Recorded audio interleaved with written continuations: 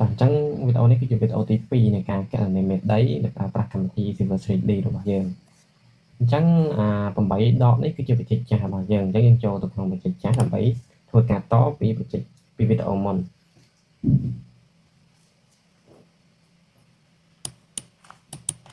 អញ្ចឹងកាលពីវីដេអូមុនយើងបានស្វែងយល់រួចមកហើយពីការបង្កើត surface ហើយនឹង point group ហើយការ add point ចូលទៅក្នុងកម្មវិធី Civil 3D របស់យើងអញ្ចឹងការងារបន្តនៅវីដេអូទី2នេះគឺយើងនឹងធ្វើការបង្កើត surface design ហើយនិង boundary design នេះមានន័យថាយើងបង្កើត surface elevation មួយដើម្បីធ្វើការ compare គ្នាទៅលើsurface ដែលយើង survey ពីការឋានគឺ existing surface ណាតើយើងត្រូវចាក់មេដីប្រមាណនិងកាយចេញប្រមាណនៅលើផ្ទៃយើងសិក្សាហ្នឹង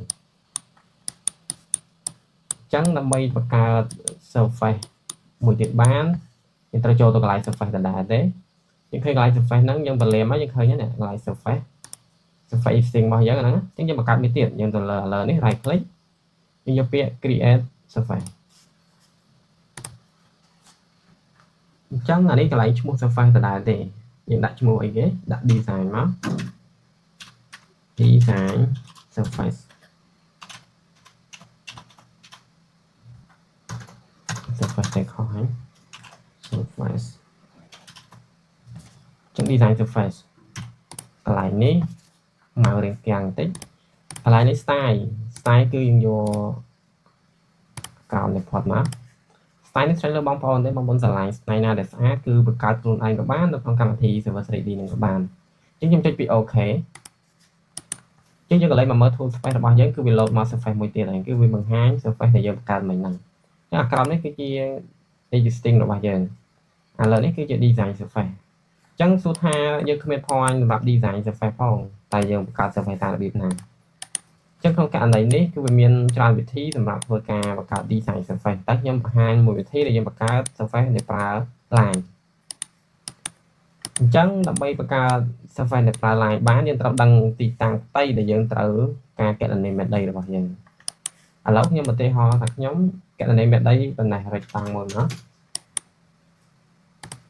កណនីមេដីចំនួនប៉ុណ្ណេះការ៉េក្នុងរង្វង់ហ្នឹងខ្ញុំដូរ layer ទៅជាពណ៌ក្រហមចុះពណ៌ក្រហមវាត្រូវជាន់ជាមួយពងទូខ្ញុំដាក់ពណ៌ Q ទៅហើយតោះអញ្ចឹងមកដល់កន្លែងនេះយើងបង្កើតហើយដល់ផ្ទៃដែលយើងត្រូវកណនីមេដីគឺមានប៉ុណ្ណឹងអញ្ចឹងដើម្បីបង្កើតនេះយក align ហ្នឹងដាក់ចូលទៅក្នុង design surface របស់យើងត្រូវដឹងថា level ដែលយើងត្រូវចាក់ដីហ្នឹងប្រហែលសិនអញ្ចឹងទីតាំងនេះគឺខ្ញុំសន្មតយកខ្ញុំដាក់លើ surface ហ្នឹងអានេះ43អញ្ចឹងខ្ញុំយក level ចាក់ដីខ្ញុំយក42គឺ42ម៉ែត្រឥឡូវខ្ញុំយក44ចុះ44ម៉ែត្រអញ្ចឹងយើង control លេខ1មកដើម្បីបើក property អញ្ចឹងយើង select line អញ្ចឹងយើងមកដាក់ elevation នៃ line សិនឥឡូវខ្ញុំអត់តាន់ដាក់ខ្ញុំបញ្ជាក់តិចយើង object viewer មួយមកយើងឃើញថាកន្លែងនេះឃើញ line ដែលយើងត្រូវបង្កើតជា surface ហ្នឹងគឺវានៅខាងក្រោមវា level 0អញ្ចឹងយើងត្រូវធ្វើឲ្យ line ហ្នឹងត្រូវជាមួយ level design របស់យើងសិនគឺ43ដែលយើងនិយាយគ្នាមិញណា43ឬ44មិញសុំមួយសាទៀតអញ្ចឹងយើងដាក់44ម៉ែត្រអញ្ចឹងយើង select លើ line យើងមើលកន្លែងនេះ elevation ណាគេដាក់44មកអញ្ចឹង line នេះយើងមើល object viewer វិញម្ដងទៀតមកយើងឃើញថាវានៅលើ surface របស់យើងហើយអញ្ចឹងនេះគឺជាវិធីដែលយើងបង្កើត design surface របស់យើងក៏ប៉ុន្តែយើងបញ្ជាក់បន្តិចគឺវាមានច្រើនវិធីមិនមែនមានតែមួយវិធីហ្នឹងទេ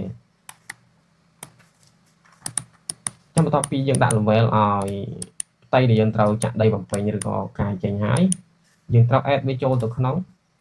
design surface របស់យើងអញ្ចឹងយើងបន្លាមមកទៀតនេះចូលកន្លែងនេះ drawing object មានន័យយើង add surface ដែលប្រើ object តែវាអានៃ object នេះគឺវា add បានតែ line ទេវាមានច្រើន line គឺ polyline វាអត់ឲ្យអញ្ចឹងយើងមានមួយវិធីទៀតវិធីនេះគឺយើង select លើ line យើងបង្កើតជា create feature line from object កន្លែងនេះខ្ញុំចង់បង្ហាញឲ្យបានច្រើនវិធីបន្តិចដើម្បីឲ្យមានជម្រើសក្នុងការស្វែងយល់បន្ថែមចំពោះ create feature line នេះគឺវាមានច្រើន step មានមួយ step ពីរ step ទៅមុខទៀតចឹងតែបើករណីនេះទៀតបងប្អូនចង់បង្កើត direct view line ហ្នឹងហ្មងយើងគ្រាន់តែ export វាមួយមកឲ្យវាដាច់មកអញ្ចឹងយើងទៅកន្លែង object មិញណាយើងជ្រើសរើសយក line អូខេយើង select line ហ្នឹងទាំងអស់មកយើងអូខេមកដោយសារនេះយើងវាអត់ចេញមកដោយសារអីដោយសារយើងអត់បានបើក boundary ឬក៏triangle វាទេព្រោះ surface វាធ្វើការជាថ្នាក់គឺមានន័យថា interval វាប្រមាណ3ទឹកបានវាចេញខ្សែមួយអញ្ចឹងករណីនេះគឺ surface យើងស្មើគ្នាទាំងអស់វាអត់ចេញឲ្យយើងឃើញទេប៉ុន្តែមានករណីនេះយើងអាចបើក boundary ដល់នេះចឹងយើងបើក boundary គឺវាចេញ boundary ឲ្យបានយើង select មើល surface ហ្នឹងបានខ្ញុំថា select មើលទាំងអស់ឃើញអត់ឃើញទេយើងឃើញតែ line មិញទេឃើញទេអត់ឃើញ surface design របស់យើងទេអញ្ចឹងដើម្បីឲ្យឃើញយើងចូលទៅ design surface រួចមកយើងចុចពាក្យថា edit នឹងមកយើងចូលនៅកន្លែង display យើងឃើញហើយ triangle បងប្អូនបើកក៏បានអត់ក៏បានតែខ្ញុំចូលចិត្តបើក border ជាងអញ្ចឹងខ្ញុំចុច OK ចុច border វាចេញមកឃើញទេយើង select តែមួយគឺវាបានដល់ហើយខ្ញុំ border ខ្ញុំពី view 3D ភាសាទៀតនេះអានេះគឺសារអីខ្ញុំដាក់ frequency វា 50% ឲ្យវាមើលឃើញរឿងស្មោឆ្លោះឃើញអានេះអា color នេះគឺជាការ design level របស់យើងចុះបន្តមកទៀតយើងចង់ដឹងថាកាត់ចេញប្រមាណកាយចេញប្រមាណតោះអញ្ចឹងយើងមកមើលទាំងអស់គ្នាដើម្បីកណនាមាត្រាដីបានដោយប្រើ surface 2ដើម្បី compare គ្នាយើងចូលទៅ tools home tab ខាងលើនេះយើងរកពាក្យថា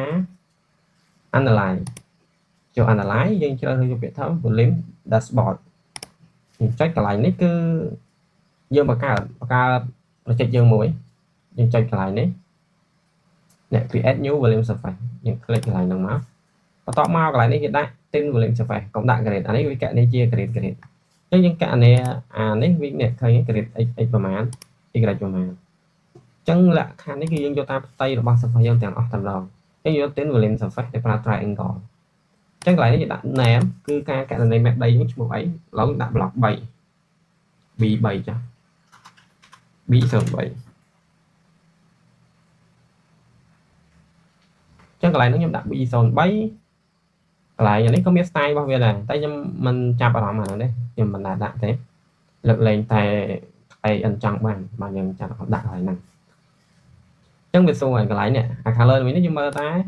name តែគេដាក់ name ហើយ description នេះបងប្អូនចង់ដាក់អីគេបង្កើតដល់គេថ្ងៃណាឬក៏ project ហ្នឹងកណនាដើម្បីទៅអីយើងអាចដាក់កន្លែងហ្នឹង remark បានកន្លែង style នេះបងប្អូនអាចរើបានដូចគ្នាឥឡូវខ្ញុំដាក់យក existing បណ្ដាលចុះចឹងមកដល់កន្លែងនេះ material render នេះគឺអាកន្លែងនេះយើងសម្រាប់ view 3D ដូចខ្ញុំប្រាប់ការពីវីដេអូមុនចឹងគឺយើងក៏លេខមកមើលកន្លែង volume surface ចឹងកន្លែងនេះគេដាក់ base surface មាន surface existing របស់យើង base ទៅលើមួយណាយើង select លើវាយើងចុចកន្លែង tray 3នេះយើងយកពាក្យថា existing អញ្ចឹងមកដល់កន្លែងនេះ comparison surface កន្លែងនេះគឺយើងជ្រើសរើសយក design របស់យើងចឹងចូលមកដល់កន្លែងនេះប្រញាប់ខុសកន្លែងហ្នឹងកន្លែង scale factor នេះគឺយើងត្រូវការគិតទៅលើដូចឧទាហរណ៍ថាដីនេះដីខ្សាច់អញ្ចឹងគេយកមេគុណប្រមាណមេគុណបង្ហាប់គឺ 1.2 ឬក៏ 1.3 អាហ្នឹងតាមការចរចាគ្នាកម្រងនីមួយៗតែករណីនេះយើងមិនបាច់ដាក់ក៏បានដែរយើងចាំទៅគុណខ្លួនឯងពេលយើងកណនាឲ្យក៏បានដែរកុំឲ្យជិះវៀងការច្រឡំតោះអញ្ចឹងកន្លែងនេះខ្ញុំដាក់មួយដដែលទេខ្ញុំចុច OK ចឹងបន្ទាប់ពីចុច OK យើងលេងនេះធំបន្តិចបងប្អូនឃើញហើយកន្លែងនេះគឺឥឡូវយើង select លើនោះឃើញវាឡាញវាបង្ហាញពណ៌ដិតទេហ្នឹងមានន័យថាយើង select លើ area ដែលយើងកោតជាលេខដែរចឹងកន្លែងនេះយើងឃើញហើយ cut factor យើងមួយ fill ក៏មួយដែរ style របស់យើង style contour ចឹង 2D area មានន័យថាយើងប្រើ 2D យើងមិនប្រើ area របស់ triangle ទេ យើងប្រាប់ផ្ទៃ 2D របស់យើងអញ្ចឹងយើងត្រូវប្រយ័ត្នកន្លែងហ្នឹងយើងយកអាហ្នឹងទៅកំភេយើង select លើ line យើងបញ្ចេញ area វាមកប្រហែលតើត្រូវជាមួយអាខាងលើហ្នឹងអត់តកន្លែងនេះខាត់ adjust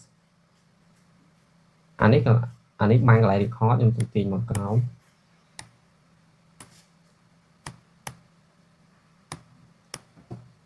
អានេះខាត់អានេះ fill អញ្ចឹងខាត់យើងមានប្រហែលមាន900 kip អានេះ Q នេះ cube នេះគឺ cube meter អានេះ kip អញ្ចឹងជិត 1000 kip អញ្ចឹង fill វិញប្រហែល fill វិញគឺ4ប្រហែលរាយ10 49000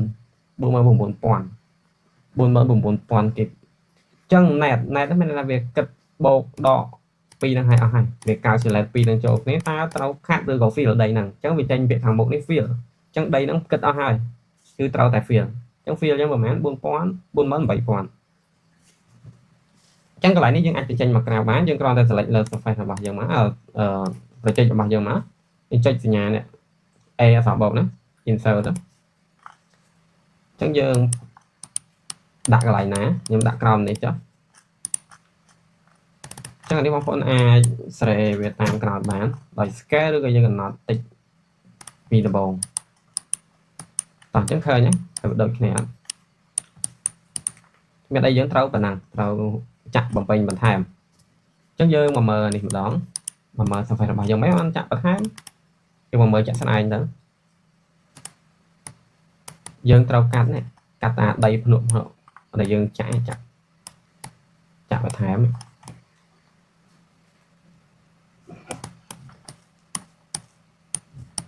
គេកាត់តែបន្តិចនេះឃើញឡើងពណ៌ស្អាតនេះយើងត្រូវ fill ចុង fill សឹងទាំងអស់ហើយកាត់តែបន្តិចទេតោះយើងលេចទៅមើលបច្ចេកយើងវិញអ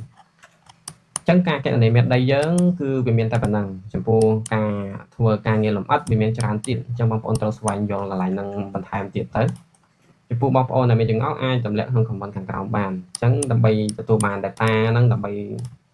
ធ្វើការអនុវត្តបងប្អូនអាចចូលទៅក្នុង channel Telegram បានដោយបើសិនបងប្អូនមើលលើ TikTok អាចចូលទៅ profile នឹងឃើញ link ដើម្បីចូលទៅក្នុង Telegram ហើយ